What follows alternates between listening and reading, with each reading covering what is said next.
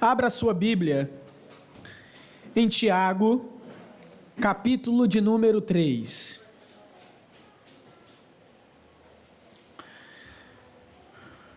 A Epístola de Tiago, capítulo de número 3. Na pregação passada, nós tivemos a exposição do verso 14 do capítulo 2 até o verso 26. Nós iremos agora adentrar mais um assunto que Tiago julgou necessário ser falado para os seus leitores originais. Tiago, capítulo 3, do verso 1 ao verso de número 12, essa será a nossa leitura. Leiamos. 3, do 1 ao 12. Vamos ler. Meus irmãos, não sejam muitos de vocês mestres, pois vocês sabem que nós, os que ensinamos, seremos julgados com maior rigor. Todos tropeçamos de muitas maneiras. Se alguém não tropeça no falar, tal homem é perfeito, sendo também capaz de dominar todo o seu corpo. Quando colocamos freios na boca dos cavalos, para que eles nos obedeçam, podemos controlar o animal todo. Tomem também como exemplo os navios. Embora sejam tão grandes e impelidos por fortes ventos, são dirigidos por um leme muito pequeno, conforme a vontade do piloto. Semelhantemente, a língua é um pequeno órgão do corpo, mas se vangloria de grandes coisas. Vejam como um grande bosque é incendiado por uma simples fagulha. Assim também a língua é um fogo, é um mundo de iniquidade, colocada entre os membros do nosso corpo. Contamina a pessoa por inteiro, incendeia todo o curso de sua vida, sendo ela mesma incendiada pelo inferno. Toda espécie de animais, aves, répteis e criaturas do mar doma-se e tem sido domada pela espécie humana. A língua, porém, ninguém consegue domar. É um mal incontrolável, cheio de veneno mortífero. Com a língua bendizemos ao Senhor e Pai, e com ela amaldiçoamos os homens, feito à semelhança de Deus. Da mesma boca procede bênção e maldição. Meus irmãos, não pode ser assim. Acaso podem sair água doce e água amarga da mesma fonte? Meus irmãos, pode uma figueira produzir azeitonas ou uma videira figos? Da mesma forma, uma fonte de água salgada não pode produzir água doce. Glória a Deus. Em pregações passadas, nós pudemos testemunhar a preocupação de Tiago com o controle da língua. Ele manifestou essa preocupação com o controle da língua. Por exemplo, no capítulo 1, verso 19, ele fala em tardios para falar. Tardios para falar. No capítulo 1, ainda nesse mesmo capítulo 1, no verso 26, ele fala que o refreamento da língua é um sinal, um dos sinais da verdadeira religião. Agora, nesses versículos que nós acabamos de ler, Tiago passa a considerar o problema do descontrole da língua não domada, agora de forma mais minuciosa, agora de forma mais detalhada. E é o que nós vamos ver aqui no decorrer da exposição desses versos. Bem, eu quero começar meditando com vocês nos 2 primeiros versos desse capítulo, ou seja, o verso 1 e verso 2. Eu quero ler novamente com você. Meus irmãos, não sejam muitos de vocês mestres, pois vocês sabem que nós, os que ensinamos, seremos julgados com maior rigor. Todos tropeçamos de muitas maneiras. Se alguém não tropeça no falar, prestem atenção. Tal homem é perfeito, sendo também capaz de dominar todo o seu corpo. Nós temos aqui uma advertência sobre a pretensão no falar. Mas não é uma advertência sobre uma pretensão de alguém qualquer. Eu acho que com essa nova leitura dos versos 1 e 2, você percebeu que está inserido aí a liderança, o liderar, não é? O ensinar, o tomar a frente, não é? Em um ensino na congregação local. Ok? Então nós temos aqui uma advertência sobre a pretensão no falar por parte de alguém que deseja ser visto e exercer a liderança na igreja local. Nós vamos primeiro considerar essa advertência. E nós temos aí na primeira parte do verso 1: não sejam muitos de vocês mestres. Está vendo aí como é que tem numa revista e atualizada? Meus irmãos, não vos torneis muitos de vós mestres, sabendo que havemos de receber maior juízo. O que sucede aqui? Por que que Tiago, ele acha importante, ele acha necessário que isso seja falado para os seus leitores? Essa posição aqui, certo? Como nós vamos ver mais adiante, é uma posição difícil, é uma posição que requer muita responsabilidade e meio que tem uma guilhotina na cabeça de quem está aqui. Você consegue compreender isso? Nós estamos diante de nada mais, nada menos do que uma noiva de um certo homem. Consideremos a seguinte situação. O que aconteceria com você, homem, se... Acho que todos aqui são casados, né? Se alguém, quando vocês eram noivos, homens, mexesse com a sua noiva, o que aconteceria? Se alguém, tipo assim, eu estou aqui perdido no centro e eu quero saber onde é a Duque de Caxias. É impossível, né? Mas às vezes acontece, né? Aí te mandassem a tua noiva lá para a banda ali da Osório de Paiva, né, Suziele? O que aconteceria, né? Você ficaria profundamente chateado, não é verdade? Então essa posição aqui, por parte de muitas pessoas, é desejada. Porém, essas pessoas descuidadamente não consideram as consequências do estar aqui, as consequências do exercer essa função de direcionador da noiva de Cristo Jesus, que é a sua igreja. Então, o que Tiago está dizendo para eles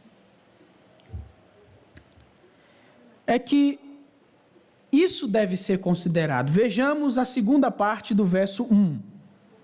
A segunda parte do verso 1, ele diz o seguinte: pois vocês sabem que nós, o que ensinamos, seremos julgados com maior rigor. Uma palavra dita, um ensino com certa colocação, pode sim colocar a perder uma igreja inteira, uma congregação inteira, como também, como eu acredito que semana após semana acontece com Gereissati 1, né? A igreja também pode sair abençoada, pode sair bem nutrida, não é verdade? Mas o fato é que Tiago está chamando a atenção de seus leitores para que eles considerem isso. Considerem isso. Que a língua também seja refreada nesse sentido. Que a boca seja controlada também nesse sentido. Sentido de quê? Sentido de, ao almejar essa posição, o cidadão esteja cônscio, ou seja, consciente de que há consequências. Há consequências. Assim como há consequências para aqueles que não ouvem, aliás, que ouvem e não praticam, há consequências também para aqueles que falam, para aqueles que desejam falar. Ok? E uma observação se faz necessária. Uma observação se faz necessária. Não é só Tiago que fala isso. Quer ver? Abra sua Bíblia em Lucas 12, 48. Mas o que não a conhecia e fez coisas que mereciam castigo, será castigado com poucos açoites. A quem muito é dado, muito será exigido, e a quem muito se confia, mais ainda se pedirá. Um ensino semelhante da parte de nosso Senhor. Tá? E isso deve ser considerado por parte daqueles que querem falar, dos falantes, que por muitas vezes colocam a perder o povo de Deus, a noiva de Cristo Jesus, sem o devido cuidado, sem a devida ponderação, sem a dominação, o refreamento desse pequeno órgão chamado língua. E eu quero pensar com vocês aí nesse verso de número 2, que fala: todos tropeçamos de muitas maneiras, se alguém não tropeça no falar, tal homem é perfeito, sendo também capaz de dominar todo o seu corpo. Como se conhece uma pessoa que vive a maturidade? A maturidade, não somente cristã. É uma pessoa que fala na hora certa, que se cala na hora certa, não é? Que não se precipita com a sua língua. Em outras palavras, o que ele está dizendo no verso de número 2 é que a principal característica, ou uma da maturidade cristã, de que você de fato é um homem, uma mulher moderada, é que você refreia a sua língua, é que você controla a sua língua, é que você tem esse pequeno órgão que causa intrigas, como diz aqui mais na frente, que pode fazer com que a vida seja incendiada pelo inferno. Esse órgão, um dos principais sinais da maturidade, no que diz respeito também à fé cristã, é que esse órgão esteja dominado. esse órgão esteja sujeito à nova vida em Cristo Jesus.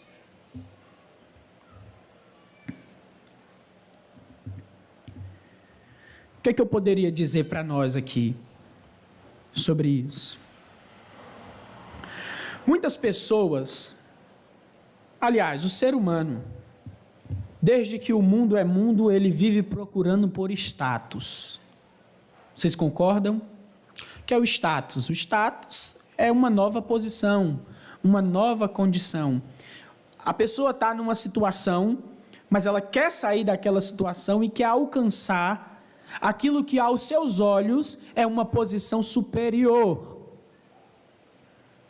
Não é? Um status superior, uma nova condição. E aqui dentro desse contexto, não foge à regra do que acontece lá fora, infelizmente. Em que sentido? Muita gente buscando status. Muita gente buscando uma posição que não lhe é própria, que não foi vocacionado a fazer, que não foi chamado a fazer.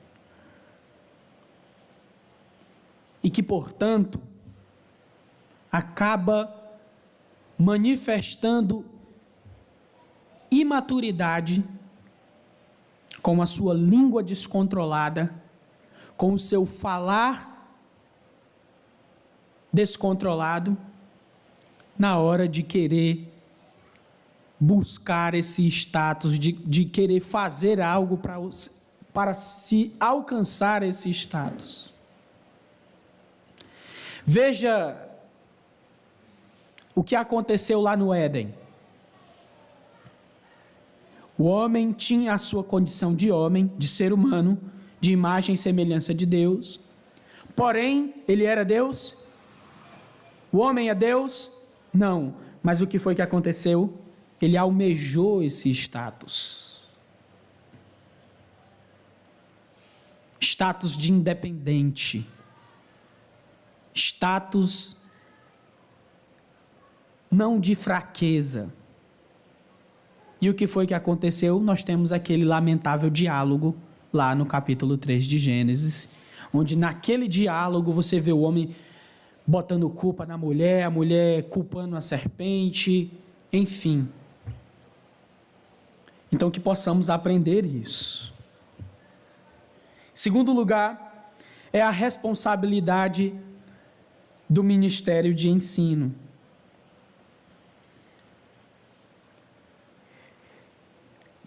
É enfadonho ficar aí? Muitas vezes é. Certo? Muitas vezes é. Que vezes? Nas vezes que você vem não disposto ou não disposta a aprender da parte de Deus. Certo? Mas existem outras vezes que até mesmo você vindo disposto ou disposta a aprender da parte de Deus, quem está do lado de cá não ajuda muito. Não é verdade? Não sei porquê, mas uma possibilidade é esse senso de responsabilidade que está no cidadão que aqui se encontra nessa posição.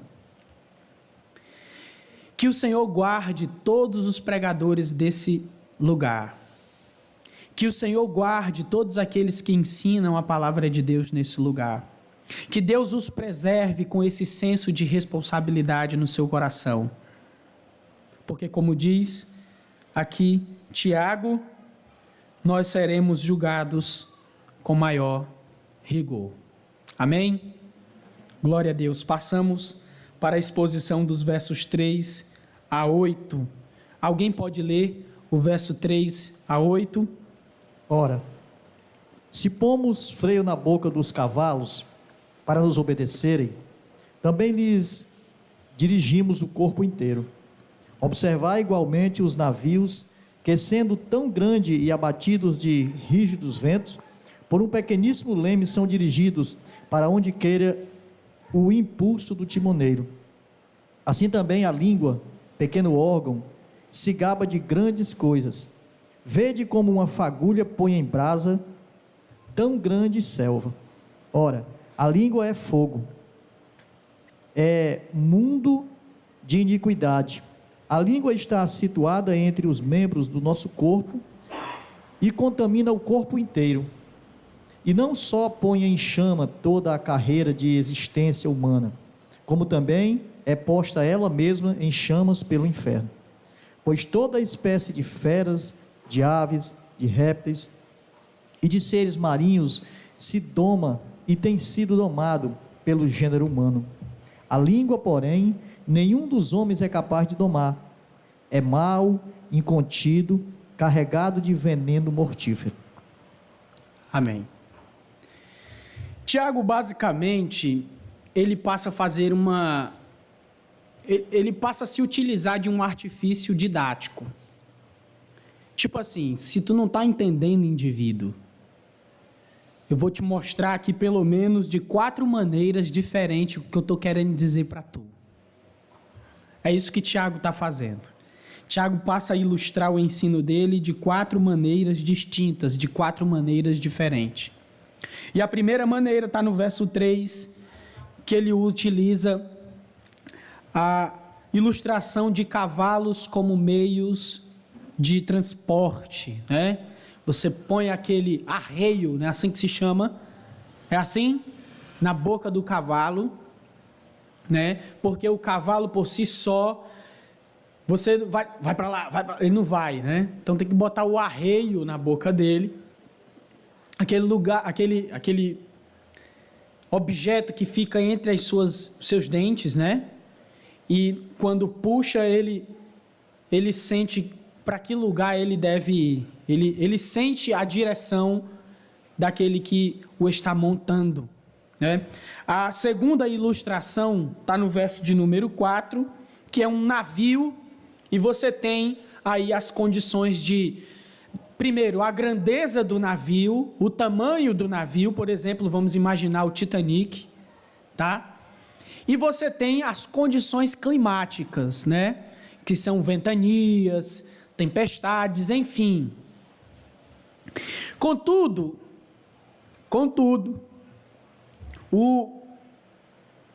como se chama o capitão, não é? O capitão sozinho, ele não consegue fazer nada, não é? Agora, com aquele leme, aquele objeto, onde põe o navio para um lado, põe o navio para o outro, ele consegue controlar aquele navio gigante, mesmo diante das condições climáticas. Essa é a segunda ilustração. A terceira ilustração é um incêndio em um bosque. Na revista atualizada fala de selva, não é? Mas a mesma coisa, uma mata fechada. O incêndio não começa por um super-herói vestido de fogo, né? Colocando assim aquela imensidão de fogo no bosque. Não é assim que começa. Às vezes por causa de uma garrafa, né, de vidro, o sol escaldante e uma pequena fagulhazinha já começa incêndios, como nós já testemunhamos pela televisão, incêndios que perduram dias e assim vai acabando com o ecossistema que ali está. O terceiro e última ilustração está na comparação da domação de animais com relação à língua, tá? A comparação da domação de animais com relação à domação da língua. E aqui ele diz algo interessantíssimo. Ele diz que toda espécie de animal, aves, répteis, criaturas do mar, doma-se e tem sido domada pela espécie humana, ou seja, pelo ser humano. A língua, porém, ninguém consegue domar. Ele está falando de como é difícil algo que nós vamos tratar já daqui a pouco.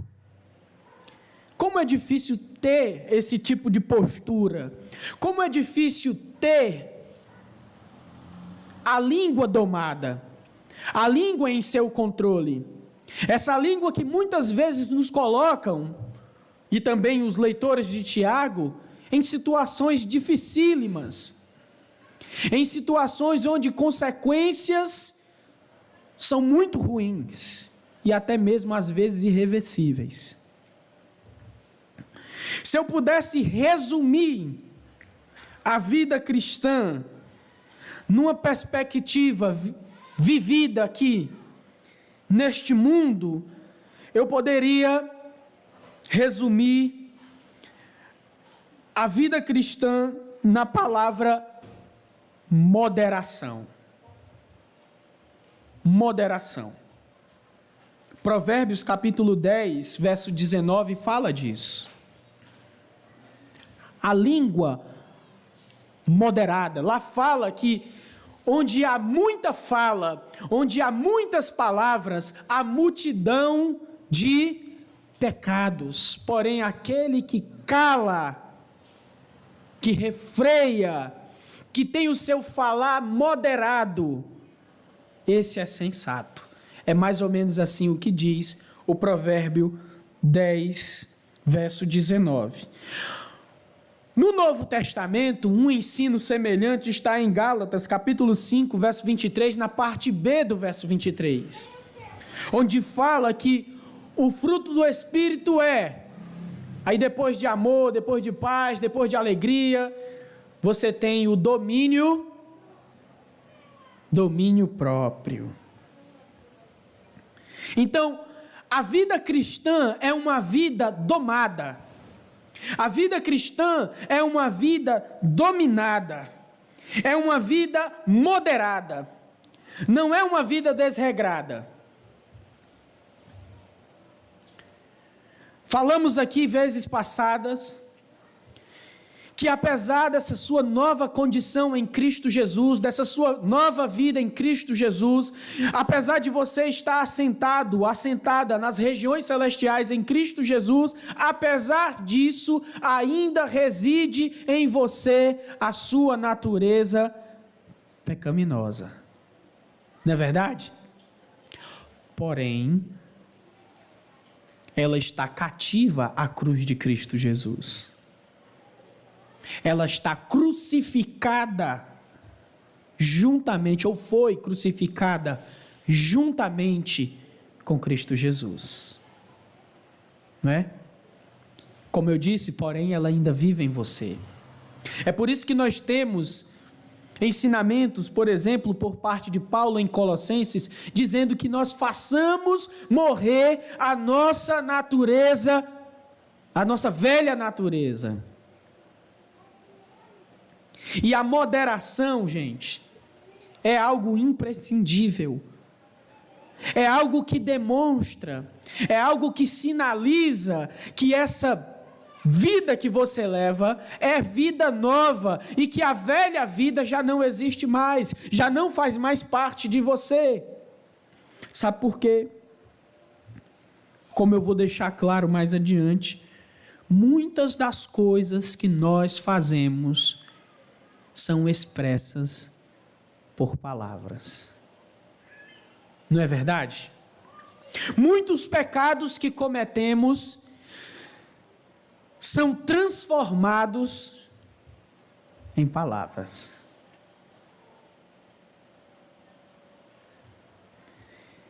E como eu disse e repito, se eu pudesse resumir a vida cristã aqui nesse mundo, enquanto aguardamos, enquanto esperamos o retorno de Cristo Jesus, eu poderia falar nessa palavra moderação e em seu sinônimo domínio próprio. E está aqui 4 exemplos, 4 ilustrações de moderação, de dominação, de domação. Domar. O negócio está meio fora de controle. Domar. O domar exige muitas vezes uma atitude rígida, uma atitude forte, um pulso firme, até você deixar cativo o animal aos seus comandos. É isso que ele está dizendo. É isso que ele está ilustrando. E que apesar de ser difícil, aqui entrando já no verso 7 e 8, apesar de ser difícil, você deve continuar nessa luta. Apesar de ser diferente de domar cavalo, apesar de ser diferente de dirigir um navio, sei nem se pilota um navio, é assim, né? Apesar de ser diferente de um incêndio, não é? Você deve lutar para domar a sua língua, a sua boca, o seu falar. Você deve ser moderado e você deve ser dominado por você mesmo. Claro que com a ajuda, o grande auxílio do Espírito Santo de Deus. É isso que esses versos está dizendo. Mais uma vez, vida cristã é sinônimo de moderação. E muitas das coisas que nós fazemos na nossa vida são transmitidas por palavras. Só podem ser expressas por palavras. Então, o que é que você anda falando? Como é que você anda falando? Não somente o que é, como você anda falando. Prestemos atenção nisso. Amém? Vamos agora caminhando para o final da exposição, que são os versos de 9 a 12. Esse eu leio. Com a língua bendizemos o Senhor e Pai, e com ela amaldiçoamos os homens, feito à semelhança de Deus. Da mesma boca procede bênção e maldição. Meus irmãos, não pode ser assim. Acaso podem sair água doce e água amarga da mesma fonte? Meus irmãos, pode uma figueira produzir azeitonas ou uma videira figos? Da mesma forma, uma fonte de água salgada não pode produzir água doce. Nós temos agora uma repreensão da parte de Tiago sobre a coerência no proceder com a fala. Coerência no proceder com a fala. Ele está agora repreendendo, ele está agora exortando a que você fale em conformidade, em coerência com a sua nova vida em Cristo Jesus. E isso implica o que foi dito na pregação passada. A fala também é obras. Tá? A fala também é obras. O que ele está pedindo, desde o capítulo 2, desde o verso 14, é que você seja coerente. Certo? Coerente no proceder com a fala. E nós vamos aqui meditar um pouco no verso 9 e no verso 10. Nesse verso 9 e nesse verso 10, nós temos aqui uma mensagem da parte de Tiago sobre a ambiguidade da língua. A ambiguidade da língua. Você note aí que ele diz que com a língua nós fazemos o quê? Nós bendizemos ao Senhor e Pai. E com ela, o que é que nós fazemos com nossos irmãos? O que é que nós fazemos não somente com nossos irmãos, mas com o ser humano no geral, que é feito imagem e semelhança de Deus, nós amaldiçoamos. Bendizemos ao Senhor, ó Senhor Deus, mas quando passamos, olha esse cabra cachaceiro, cabra sem vergonha.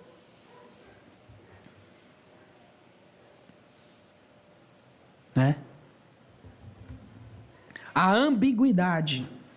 Essa ambiguidade, ela também pode ser representada pela fala, né? A ambiguidade da língua, obviamente. E Tiago vem falando também dessa ambiguidade, vem combatendo essa ambiguidade até aqui, em toda a sua carta. Prestemos atenção, por exemplo, no capítulo 1, versos 7 e 8, fala do ânimo dobre. Um ânimo ambíguo.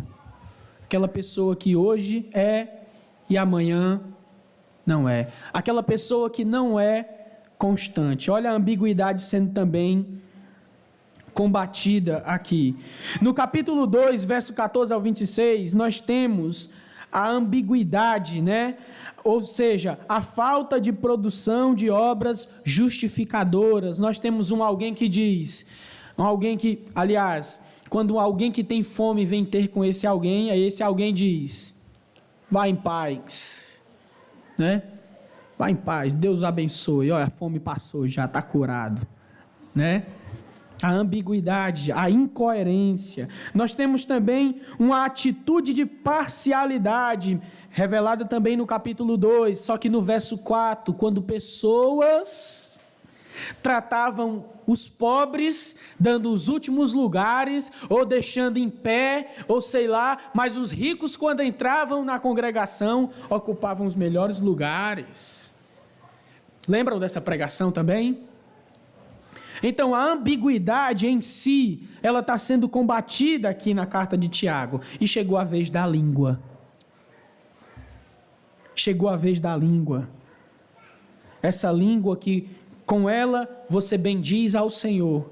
E também com ela, você amaldiçoa o seu próximo. Com ela, você diz bênçãos. E com ela também você diz maldições. Não pode ser assim. Não pode ser dessa maneira. Aí nos versos 11 e 12, nós temos aqui, representado por Tiago, a incompatibilidade de um coração puro com palavras impuras. É incompatível um coração puro, o cidadão ou a cidadã ter um coração puro, mas suas palavras serem impuras. Mas suas palavras serem impuras. E aqui ele usa 3 ilustrações dessa incompatibilidade. A primeira é a fonte que jorra água doce e simultaneamente água salgada. A segunda é a figueira, que em vez de dar figos, dá azeitona. E a terceira é a videira, ao invés de dar uvas, dá figos. Então ele está repreendendo, ele está demonstrando a incompatibilidade, que é um proceder de alguém que se diz servo ou serva de Deus, mal. Porque, por definição, um servo de Deus, como diz Jesus, o nosso Senhor, no capítulo 5, lá de Mateus, nas bem-aventuranças, sobre quem tem o coração limpo, os limpos de coração, ou os puros de coração.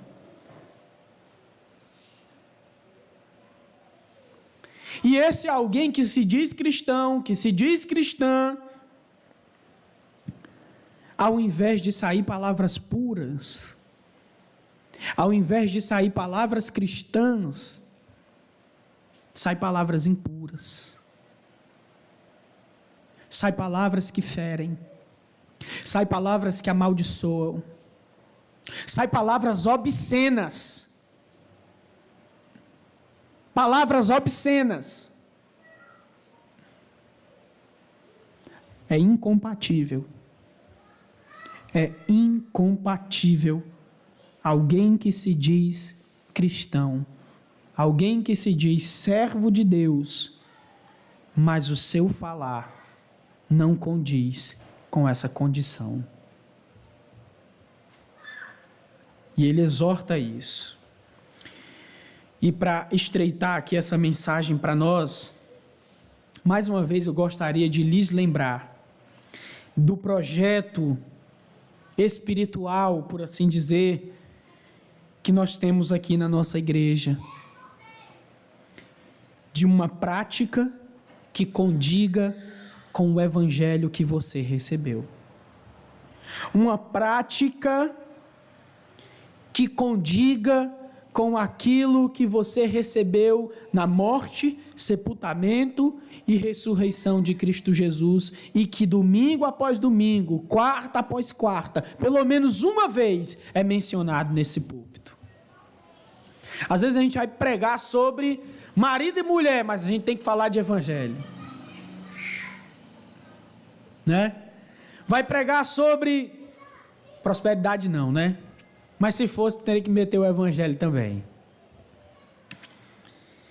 Mais uma vez, eu quero lhes chamar a atenção para esse projeto, para que você também entre junto com o seu irmão aí que está do seu lado, para que você, ao ouvir o evangelho pregado, exposto, aplicado, você saia daqui com essa consciência de que eu tenho que ser um alguém coerente, um alguém que não tem duas palavras, um alguém que não é ambíguo, um alguém que não é incompatível, um alguém que é moderado no falar. Amém, meus irmãos? Portanto, para concluir, uma vida coerente ou incoerente, com certeza ela é manifestada no falar. Você não vai conseguir calar a sua boca. Uma hora você vai falar. E, dependendo do seu falar, nós veremos se é coerente ou não coerente com a sua nova vida em Cristo Jesus. Tiago, assim como os demais e verdadeiros líderes cristãos, ele se preocupava com isso, com esse proceder coerente dos cristãos, os primeiros leitores aqui da sua carta, esses que receberam a nova vida em Cristo Jesus. Ele se preocupava com isso. E essa é a nossa meta aqui no Gereissati 1, né? Começando por nós que aqui estamos, né, a falar todas as vezes, que nós possamos tomar como nossa a exortação de hoje à noite.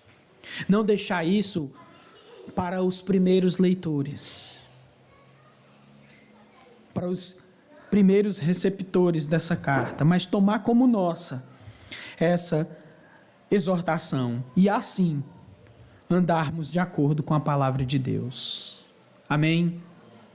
Que o Senhor em Cristo Jesus nos abençoe. Vamos nos colocar de pé.